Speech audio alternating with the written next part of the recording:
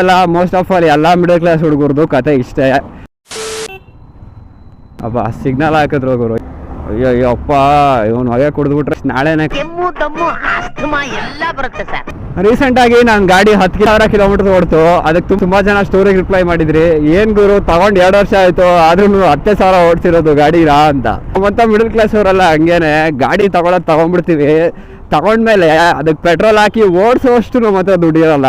ಆಸೆಗಳು ಡ್ರೀಮ್ಗಳು ಅಲ್ಲ ಹಿಂಗೆ ಗುರು. ಅರೆ ಕೇರಲ್ಲ 3 ಇಳಿಯಲ್ಲ ಅನ್ನೋ ಥರನೇ ನಮ್ದು ಹಣೆ ಬರ. ದುಡಿದ್ರು ತಿಂಗಳು EMI, ಮನೆ ಮೇಂಟೆನೆನ್ಸು, ಬರೀ ಇದ್ರಲ್ಲೇ ದುಡ್ಡು ಹೊಟ್ಟೋಗುತ್ತೆ. 5,000 ಉಳಿಸ್ತೀರಾ ಅಂದ್ರು ತಿಂಗಳಿಗೆ. ಅದನ್ನು ಯಾವ್ದಾದ್ರು ಒಂದು ಗಾಡಿ ಪಾರ್ಟ್ಸ್ ಹೋಯ್ತು, ಅಥವಾ ಟೈರ್ ಚೇಂಜ್ ಮಾಡಿಸ್ಬೇಕು, ಅಥವಾ ಅಪ್ಪ ಅಮ್ಮಂಗೆ ಹುಷಾರಿಲ್ವೋ, ಇಲ್ಲ ನಿಮಗೆ ಸ್ವಂತವಾಗಿ ಹುಷಾರಿಲ್ವೋ, ಇಲ್ಲ ತಂಗಿ ಫೀಸ್ಗೋ, ಇಲ್ಲ ತಮ್ಮನಿಗೆ ಟ್ರಿಪ್ಗೋ, ಅದಕ್ಕೆ ಹೊಟ್ಟೋಗುತ್ತೆ ಗುರು. ಇದು ನಂದೊಂದೇ ಪ್ರಾಬ್ಲಮ್ ಅಲ್ಲ, ಮೋಸ್ಟ್ ಆಫ್ ಆಲ್ ಎಲ್ಲ ಮಿಡಲ್ ಕ್ಲಾಸ್ ಹುಡುಗರದು ಕತೆ ಇಷ್ಟೇ. ತಿರ್ಗೇಶ್ ಹೋಗಿಗೆ ಏನು ಕಮ್ಮಿ ಇಲ್ಲ ಅಂತ ಅನ್ಬೋದು ನೋಡಿದವ್ರು ಜನ.